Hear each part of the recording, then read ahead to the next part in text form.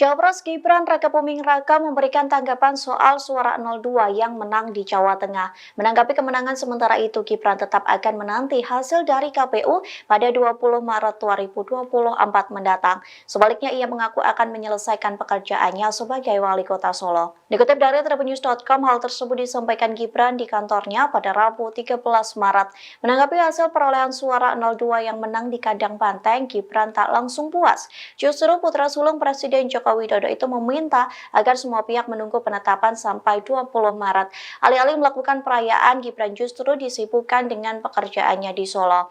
Terlebih, Gibran mengaku sedang menyelesaikan semua tugas dan tanggung jawabnya sebagai wali kota Solo. Diketahui sebelumnya, suara Prabowo Gibran berada di posisi teratas dengan mendapatkan 12 juta suara. Posisi selanjutnya disusul dengan pasangan Ganjar Mahfud yang hanya mendapat 7 juta suara, sementara posisi terakhir ditempati Anies Baswedan Muhaimin Iskandar dengan perolehan 2 juta suara di Jawa Tengah.